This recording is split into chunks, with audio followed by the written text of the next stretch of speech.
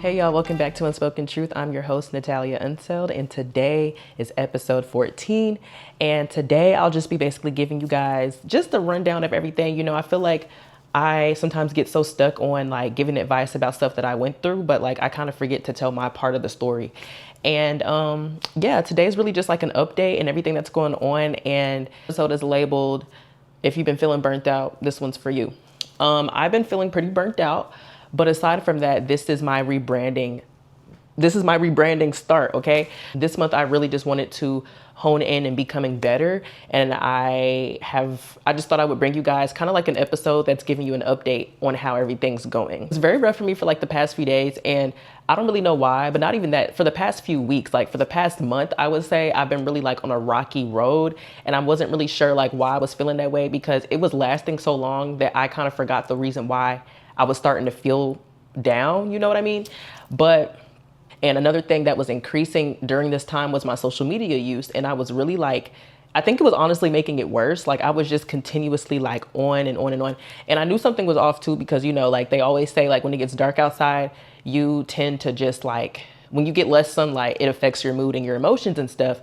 And that is very much true. But aside from that, girl, I was just always on my phone. I woke up on my phone. I went to bed on my phone. I was always just trying to keep up. I wasn't trying to keep up with everybody else, but that's kind of what it was giving because I always was on my phone. Now, I'm the type of person that needs like something drastic to happen in order to do something drastic. So I don't know what my breaking point was, but like I realized like, girl, you're not going to the gym no more. You're not doing your hobbies anymore. You're not hanging out with people anymore. Like you need to break it off. So I broke it off, and it wasn't cute. It wasn't pretty. It wasn't any of that. Now I did like a 3-day fast of just like no social media. Before this episode of mine where I just was really in my head and I wasn't talking for real and I was really down, shutting out like the things that I knew would help me. So praying, journaling, my hobbies, talking with friends, I shut out all of it. And it wasn't because I was being like, I don't even know. I was just kind of in my defiant stage where I was like, leave me be. I'm cool where I'm at. But I was whole time not cool where I was at. I was actually very kind of sad, like, you know what I'm saying?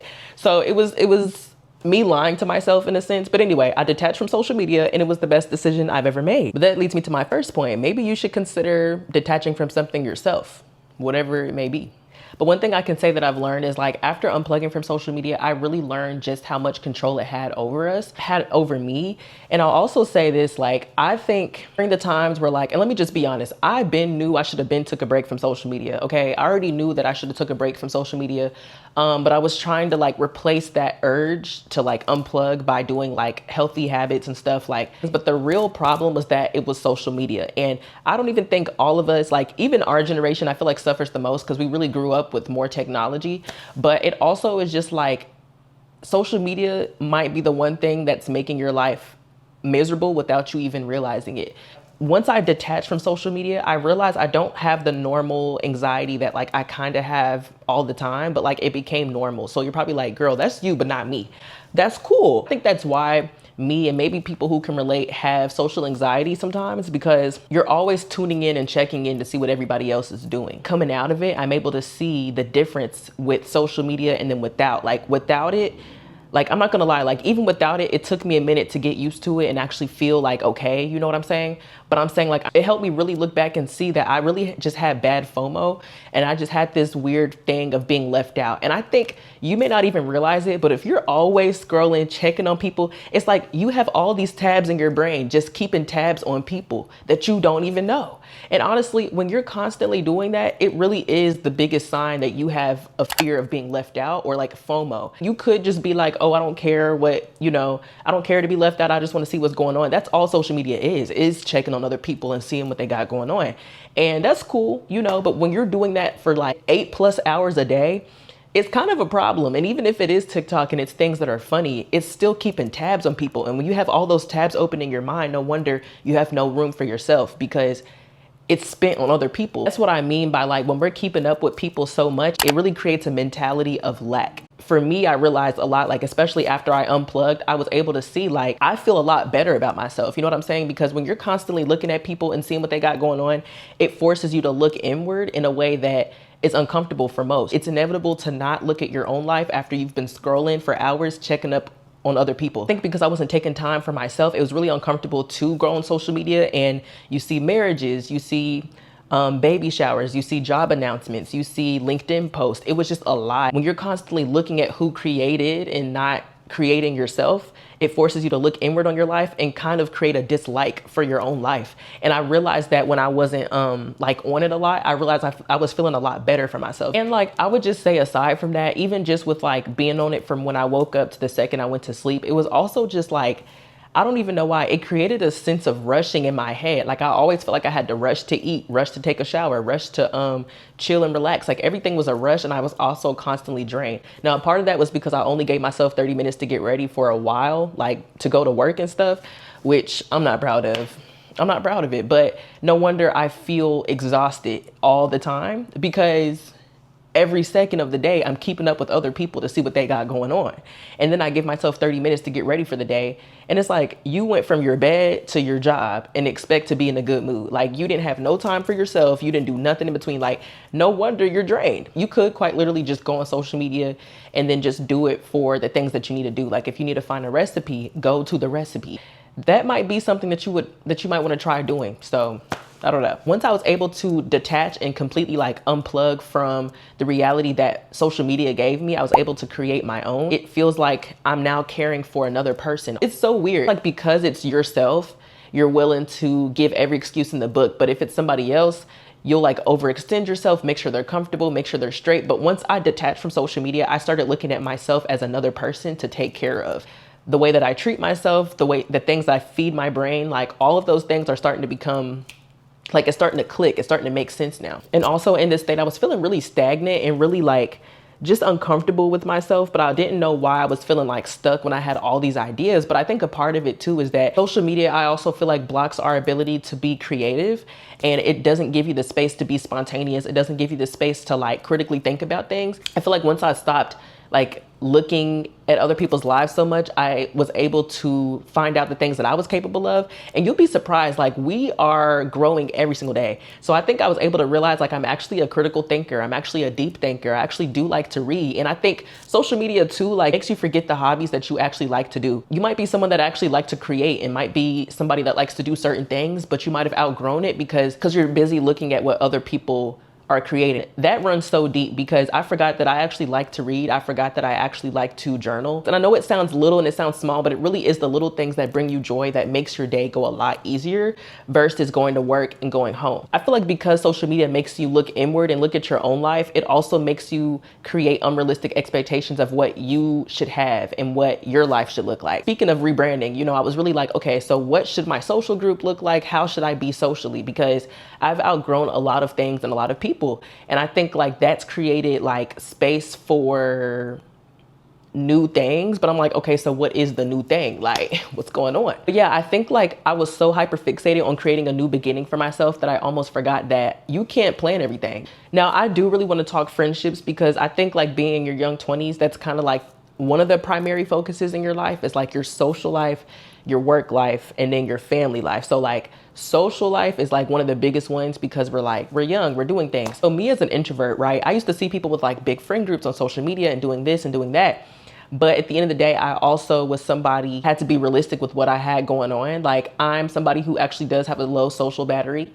I'm somebody that really enjoys my own company, to the point where like I have to remind myself to like go out and be social. Like, it's like a manual thing I have to make myself do. Because I'm gonna be honest, like ever since like my new chapter kind of started and stuff, I've been kind of just figuring out like what works for me. But I'm gonna tell you right now that trying to find your people is a scam. Your people don't exist, because friendships literally change like weather. Like, you don't ever know what you're gonna get, and you don't ever know who you'll be friends with as well. So it's just like, you have to remember though too, like, people are not homework assignments. People are not job assignments. You cannot make them do the things that you expect them to do. If I'm gonna be honest, nobody's really obligated to hit you up like that. Nobody's really obligated to check on you like that. So you have to remember, like, everybody's grown at the end of the day. Being social isn't a must. Like, I understand that in our 20s, it's like such a thing that's highlighted and talked about. You can't make them do what you want them to do, but you have to be willing to be open and spontaneous about it. Like, I think sometimes, and I mentioned this in a few other videos, we have so many strict rules around what we think it should look like, what we think dating should look like, what we think friendship should look like, what we think our work life should look like. And it's like, there's really no answer. There's really no people that suit you. Like, at the end of the day, you never know who you'll be friends with. You never know who will stick around. Like, it's really a guessing game every day. So you have to embrace being spontaneous about it. And I think the whole point of friendships and any relationship in your life is supposed to show you things that you never knew that you needed. So if you have all these rule books about what you think it should look like and what you think dating should look like, you're never going to actually find the person that suits you because you're looking for something. But when you're not looking and you're just chilling and minding your business, you will run into the most interesting people and have the most amazing friend group. And that's coming from an introvert who really doesn't have a friend group. I just always hung out with people and we just vibe. Like, nobody's obligated to really care about you the way that you're supposed to care about you. So you cannot be mad that your social life doesn't look the way it's supposed to, or that your relationship life doesn't look the way it's supposed to. At the end of the day, we're all grown just trying to thug it out. If you are wondering why you can't do hobbies with friends and do hobbies with people and have like fun activities to do, it's probably because you're not doing them yourself. Like, people can't care more than you care about yourself. Like, at the end of the day, it is really you, and you'll run into people because based off the things that you're attracting to. Because I don't want to sound like every other podcast, but like, truly, I think because of the amount of times that I wasn't giving myself to be in the moment, and a lot of people I feel like overuse that word but don't even know what that really means. Like, being in the moment is not rushing to do your skincare. Being in the moment is not rushing to eat. Being in the moment isn't always having your tablet or your phone around you when you're eating. Like, being in the moment is really being like taking your time and going throughout your day, like slowly. Like, having those slow moments is so important, and having little things that make you happy throughout the day is so important. I'm not talking about going to Chick-fil-A and stopping at Crumble on your way home. I'm talking about what makes you feel like, like, look what I did. Like, or you like to paint, you can paint. Like, what makes you feel like proud of yourself? You know what I'm saying? Because if you're always working, like if you're always just going to work and coming home, it's like your energy and your time is just going to your job. So no wonder you feel like crap every day, because nothing you do in your day is catered to you besides going to bed, basically. Like, that's it. The one reason I was able to really make this podcast too is because my mama literally clocked my tea the other day. She's one of those people that I never have to worry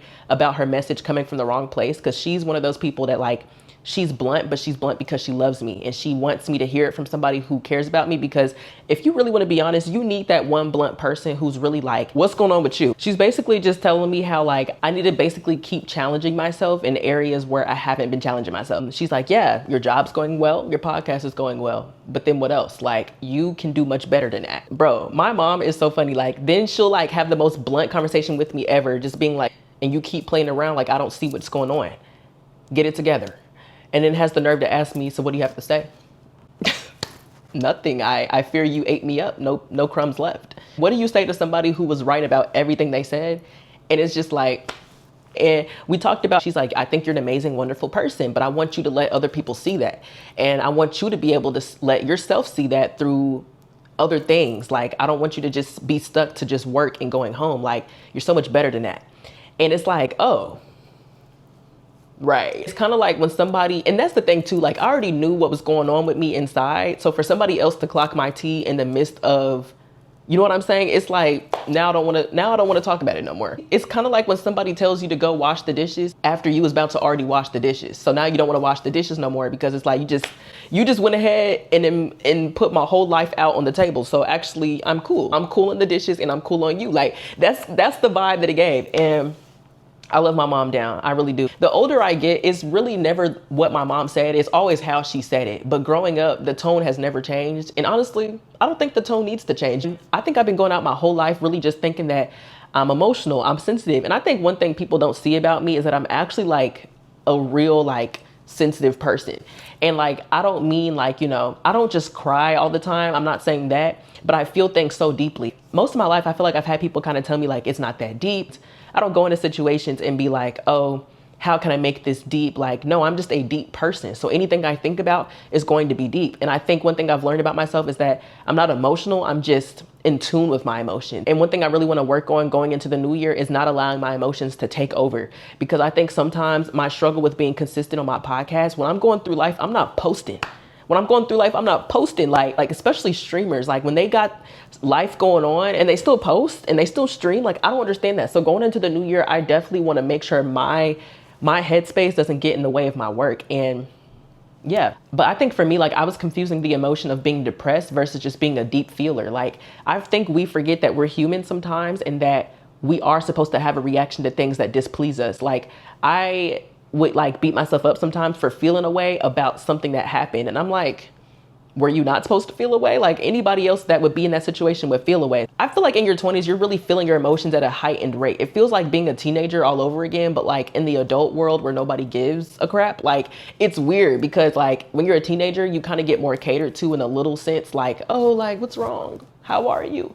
But as an adult, it's like, girl, anyway, like go to work. Like, you know what I'm saying? So it's not really the same. I would understand why people used to say I was sensitive and like, I'm taking it too far, or like I'm thinking too deep about it, because I would kind of feel like my world exploded. Like, you know what I'm saying? Like I have a big thing about control, which it's something else that I realized not being on social media. I like to control my situations. I like to control sometimes even the people in my life. Like if you're not doing what I think you should be doing, I feel like I am brewing up a plot to cut you off. Like, I'm sorry, but on this podcast, we're going to be honest. Like people can't always show up for you in the ways that you want them to, because they're also busy being an adult. Like you have to realize it's really not about you. And I seen this TikTok the other day where it was talking about the spotlight effect. You guys, not everybody is worried about you. Not everybody is worried about you. You think everybody's worried about you because you're you. So it really does feel like the spotlight is on you, but you have to realize the way that you're in your head about yourself, other people are in their heads about themselves. And I think something else that I realize is like your 20s is your time to experience and to really go out and figure it out. Like, anyway, that goes back to my point of like, now is the time to be spontaneous and figure it out, because you don't want to like get older and have more obligations. And that's when people start getting married and having kids and realize you don't have any social skills. Okay, that's a skill. Like it's not just about having friendships and actually having people in your life. It's really a skill to be able to hold conversations, to be able to talk to multiple people. And you don't want to be 30 years old not knowing how to hold a conversation with people because all your friendships were just acquaintances because you never got deep with anybody. Yeah. Another thing too, I feel like if you don't start creating like room for your hobbies and things that you enjoy, you're going to start to hate them. If you don't give yourself room for yourself to enjoy your job by giving yourself breaks and room to enjoy like the little things, you're going to start hating it. So it's probably another reason why maybe you had a project you wanted to start or a hobby that you've been meaning to do. But if you don't create time to actually do it, you're going to think of it as an actual task, like doing your laundry or washing the dishes, when it's actually something that's supposed to bring you joy. I don't know why being in your 20s feels like you're always on a ticking time clock, when this is literally the time that you have to figure yourself out, to figure out what you like, to figure out what you're like, and to just experiment. And I think we forget that whatever's supposed to work will work. And I feel like we think it takes more effort to have the life that we really want, which is with the people, the social life, the stuff that we want in life. Like we think it takes more effort than it really does. But I think it's because we think we have to try so hard. Like we do have to try, but we have to knock out hustle culture. Like at the end of the day, whatever is there and whatever is meant to be will literally be. You don't have to break your back and hop through holes and hula hoop around. Like you don't have to do all that to make something stick, because whatever will stick is supposed to stick. The people, the relationships, the job, the opportunities, it'll stick if it needs to stick, but just keep doing the habits so it has something to stick to. Like don't force it. You know what I mean? But anyway, that's just an update on me and what's been going on in life. I hope that you guys took away something from this episode. Hopefully, hopefully you take a break from social media or whatever, but I hope you took away some pointers from this episode, and whatever stuck to you, I hope it stuck to you well.